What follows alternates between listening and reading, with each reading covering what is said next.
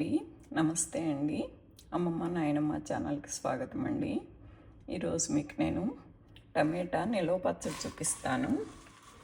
అసలు ఈ సంవత్సరం అంకుల్ ఇండియా వెళ్ళారు. నాకు అన్ని పచ్చళ్ళు మా వాళ్ళు పంపించారు, మా ఆడబిడ్డ గారి పిల్లలు. బట్ నాకు ఈ టమాటా పచ్చడి మాత్రం నేను చేసుకుంటేనే నాకు బాగుంటుందండి.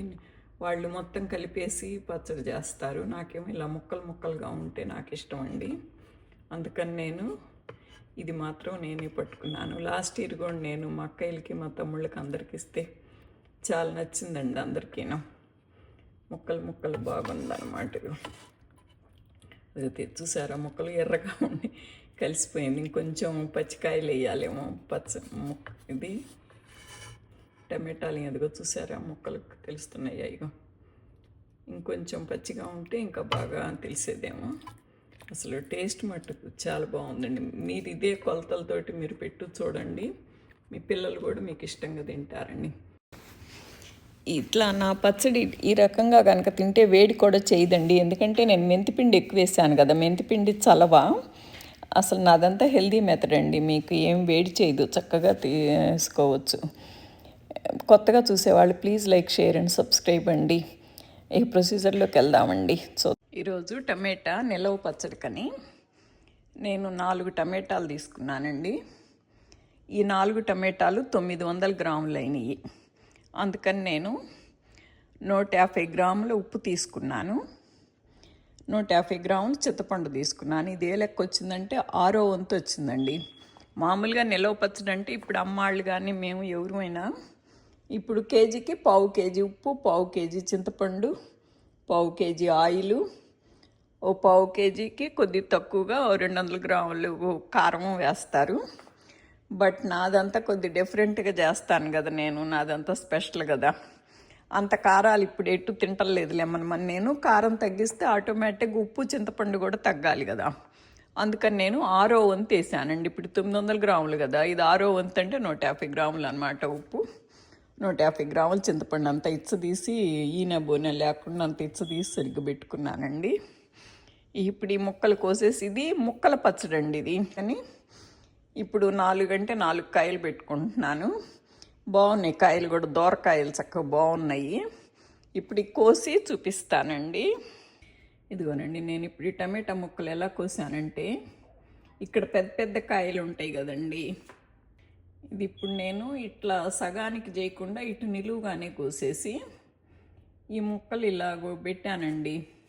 అంటే మొదలు ప్రతి ముక్కకి రావాలి కదా, చిదిరిపోకుండానని ఇలా కోసాను. ఇట్లా సగానికి కూడా చేయమంటారా, లేదు ముక్క పొడవుకున్నా కానీ ఇలాగే ఉంచమంటారా? మీరైతే ఎలా చేస్తారు చెప్పండి. అన్నీ కొయ్యటం అయిపోయిందండి, ముక్కలు అలా పోసుకున్నాను. ఇందులో ఉప్పు పసుపు వేసేసి అట్టి పెడదామండి. రేపు ముక్కలు ఎండబెట్టుకోవాలన్నమాట. ఇప్పుడు ఇది నేను 150 గ్రాములు ఉప్పు తీసుకున్నాను కదా, ఇది వేసేద్దామండి.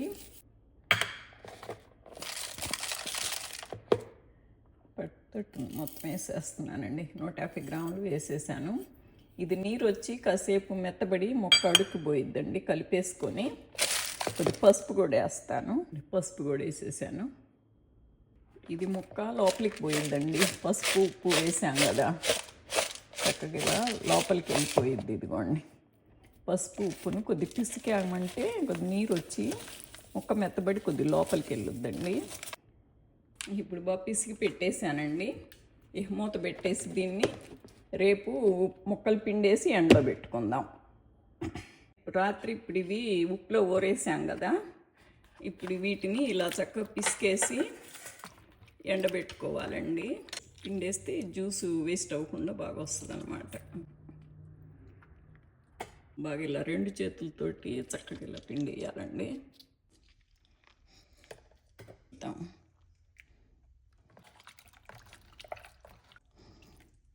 ఇప్పుడు ఇవన్నీ ఇట్లా ఆరేసుకోవాలన్నమాట. ఇదిగోనండి మొత్తం పిండేసానండి. ఇదిగో పిండేసాను. ఇప్పుడు ఇది ఎండలో పెట్టుకోవాలండి. మరీ గట్టిగా నీలకపోయి ఇలాగా అంత గట్టిగా ఎండబెట్టే పని లేదండి. అప్పుడు తింటున్నా కానీ గట్టిగా ఉంటుంది ముక్క. కొంచెం పచ్చి ఉండగానే కొంచెం 70% 80% ఎండితే సరిపోయిద్దండి.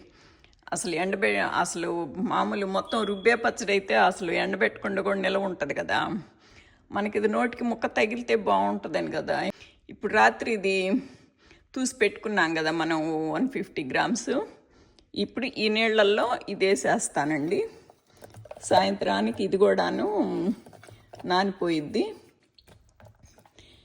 ఇది మూత పెట్టేసి ఉంచేసేద్దాము.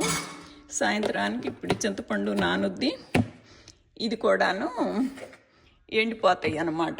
ఒకవేళ ఒక రోజుకి ఎండకపోతే రెండో రోజు కూడా ఎండబెట్టుకోవాలి. కాకపోతే ఇప్పుడు కొద్దిగా ఎండలు బాగానే ఉన్నాయి కనుక 1 or 2 డేస్లో ఎండిపోద్ది. ఈ టమాటా ఓటలో చింతపండు నానబెట్టాం కదా, ఉప్పు టమాటా ఓటలో ఈ ఎండబెట్టామండి ఇవాళ. ఈ ఆల్మోస్ట్ ఎండిపోయినాయి. ఇంకా చాలు అనుకున్నాను, మరి అంత గట్టిగా ఎండతే నాకు ఇష్టం ఉండదు గట్టిగా, అందుకని ఇది చాలండి. కారం నేను ఇది 900 గ్రాములకిను 150 గ్రాముల ఉప్పు తీసుకున్నాను, 150 గ్రాముల చింతపండు తీసుకున్నానండి. నేను కారం 100 గ్రాములే తీసుకున్నాను. ప్లస్ చిన్నులపాయ ఒకటి తీసుకున్నానండి. నేను ఇప్పుడే ఇందుట్లో వేసి నేను గ్రైండర్ వేయను చిన్నులపాయ. నేను తిరగమాతలో వేస్తాను, ఎందుకంటే మేము తినం కదా వెల్లుల్లిపాయలు. ఆకలి నాళ్ళు తీసేసేయచ్చు. ఇప్పుడు మా వారు తినాలంటే తినొచ్చని అట్లాగనమాట. మేము హరే రామ హరే కృష్ణ చేస్తాం కదా, అందుకని నాకు ఇష్టం ఉండదు ఈ వెల్లుల్లిపాయ తింటాం. కారం వేసేస్తున్నాను, గ్రైండ్ వేసుకుందామండి. ముక్కలు కూడా వేసేస్తున్నానండి. కొంచెం గ్రైండరు నలుసు చేస్తుంది, మెదిగే పని లేదండి, జస్ట్ అలా ఉప్పు కారం కలవటానికి అంతే. జస్ట్ అలా మిక్స్ చేసి అన్నమాట. చాలు ఇంకా ఆపేస్తాను. ఇదిగోనండి, ఇప్పుడు దీన్ని డబ్బాలో తీసుకుందాము. ఇదిగోనండి తోడితే ఇప్పుడు ఇంత పచ్చడి అయిందండి. దీనికి తిరగమాత వేసుకుందాము. పాన్ పెట్టేసుకొని స్టవ్ వెలిగించేసుకొని పెట్టేసుకుందాము. నూనె కొంచెం ఎక్కువే పట్టిద్దండి, బాగా 150 గ్రాముల నూనె పైనే పోసాను, అది స్ప్రెడ్ చేశాను. 3 మిరపకాయలు జస్ట్ అలా గిల్లేసేస్తున్నానండి, మరీ ముక్కలు చేయకుండా, అలాగని మరీ పెద్ద వేయకుండా. ఇందుట్లో నేను ఆవుపిండి వేయలేదండి, కాకపోతే తిరగమాతలో కొంచెం ఆవాలు వేస్తున్నాను, కొంచెం జీలకర్ర వేస్తున్నానండి, కొంచెం ఇంగ వేస్తున్నానండి, కొంచెం ఉల్లిపాయలు వేసేస్తున్నాను, కొంచెం వేగాలి అవి.